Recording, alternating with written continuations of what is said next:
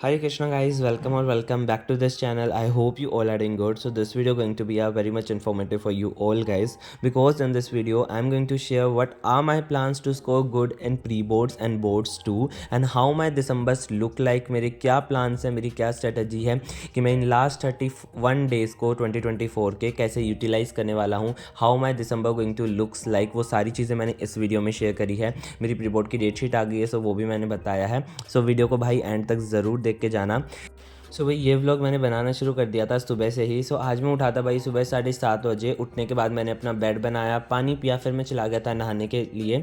After taking बात मैंने भाई पूजा करी, उसके बाद मैं बैठ गया था अपने ब्रेकफास्ट करने के लिए। ब्रेकफास्ट में आज मैंने पिया था बॉर्नविटा वाला दूध एंड साथ में खाए थे Jim Jam biscuit while watching Taarak Mehta Ka Ooltah चश्मा, एंड ये बेस्ट कॉम्बिनेशन है। उसके बाद मैंने बनाई अपनी आज की मॉर्निंग की टू डू लिस्ट कि मुझे क्या क्या करना है। After making to do list मैंने शुरुआत करी थी भाई अपनी प्रैक्टिकल फाइल से। तो यहाँ पर मैं अपनी बायो की प्रैक्टिकल फाइल लिख रहा था, बट मैंने टू डू लिस्ट में आपने देखा होगा केमिस्ट्री की प्रैक्टिकल फाइल लिखी है। मेरा मूड चेंज हो गया था बिकॉज मुझसे बायो में ना प्रॉब्लम हो गई थी। मैंने 2 एक्सपेरिमेंट कर लिए थे पर वो मैंने गलत लिख दिए थे, दैट्स वाई वो पेज मुझे फाड़ के फेंकने पड़े। फिर वापस से मैं अब एक्सपेरिमेंट 1 से शुरू कर रहा हूँ। ये पता नहीं मुझसे कहाँ था मेरा दिमाग, मैंने क्या गलत लिख दिया, कोई नहीं। बट यहाँ पर अब इस टाइम पे मोस्टली सभी स्टूडेंट प्रैक्टिकल फाइल लिखने पर ही लगे हुए हैं। आफ्टर डूइंग प्रैक्टिकल फाइल्स का वर्क थोड़ा बहुत, फिर मैं लग गया था अपने सैम्पल पेपर क्वेश्चन सोल्व करने के लिए। एंड आप लोग पूछते रहते हो कौन से सैम्पल पेपर यूज़ करते हो। सो आई एम यूजिंग भाई एडुकार्ट के सैम्पल क्वेश्चन पेपर। इसकी मैं ना आपको लिंक डिस्क्रिप्शन बॉक्स में दे दूंगा, सो आप वहाँ से बाय भी कर सकते हो। तो यहाँ पर मैंने ना केमिस्ट्री का सैम्पल क्वेश्चन पेपर शुरू कर दिया था सेक्शन बी से, बिकॉज सेक्शन ए मेरा हो गया था। एंड ये सैम्पल पेपर है ना लेटेस्ट पैटर्न पर बेस्ड है, 50% कॉम्पिटेंसी भी है। एंड साथ में हमें एक बुकलेट मिलती है, अलग से 3 सेट भी मिलते हैं हमें। बोर्ड जैसा जो पेपर आता है ना वैसा ही शीट पे, जैसे हम लिख के रियल वाली प्रैक्टिस भी कर सकते हैं। तो यहाँ पर मैं अपना सैम्पल क्वेश्चन पेपर सोल्व कर रहा था, बिकॉज केमिस्ट्री का मेरा सिलेबस कंप्लीट हो चुका है, आप सभी को पता ही है। एंड गाइज आप लोगों के प्री बोर्ड एग्जाम कब से शुरू होने वाली है, डेट शीट आ गई या नहीं आ गई, मुझे ये चीज़ें कमेंट्स में ज़रूर बता के जाना है। एंड अगर चैनल पर नए हो तो गाइज जल्दी से कर दो चैनल को subscribe. We are super close to 5 K subscribers. Okay hi guys, तो आज है भाई 29 नवंबर एंड आज मैं ये वीडियो शूट कर रहा हूँ। ये मैं दिसंबर 1 को डाल दूंगा, यानी संडे को।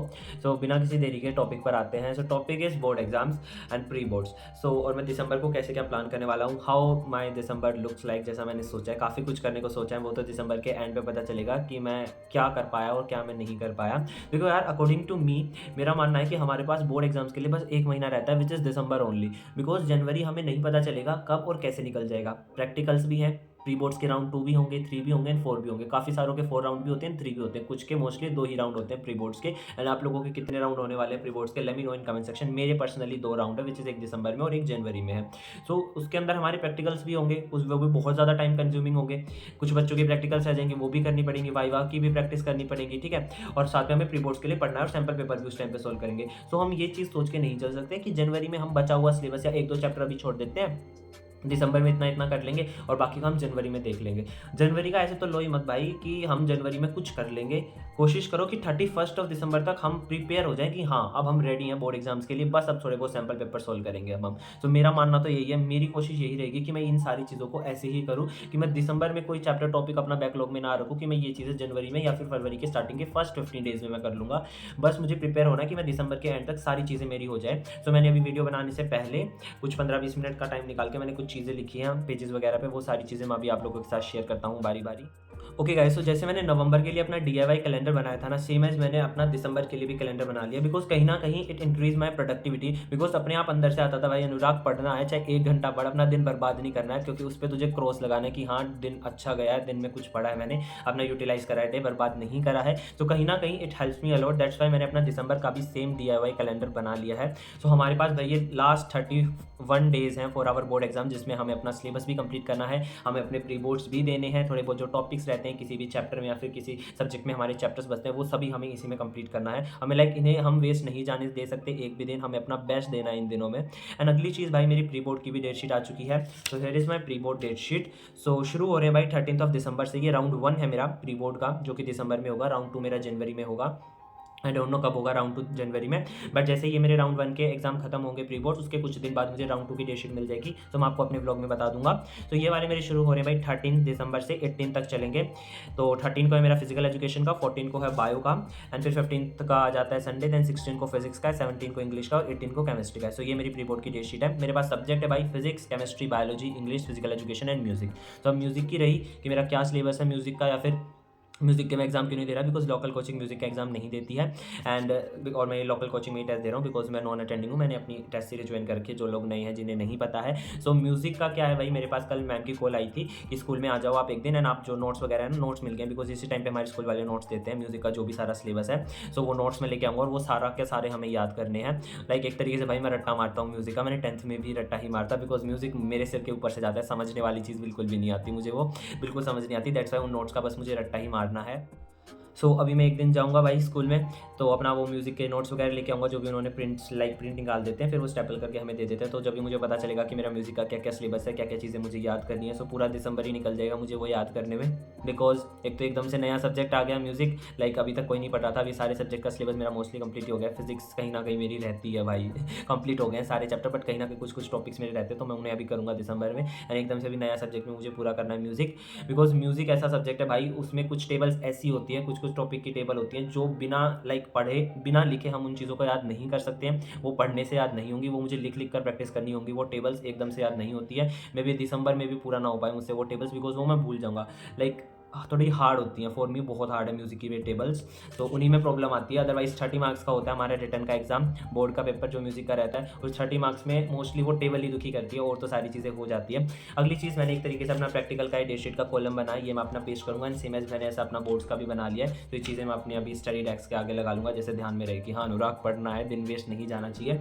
ऑल्सो अब दिसंबर में मेरा क्या प्लान है, तो मैंने फिजिक्स, केमिस्ट्री, बायोलॉजी अपना इस टाइप से पेपर्स बनाए हैं, और इन पेपर्स पे मैंने क्या लिखा है, लेट मी टेल यू।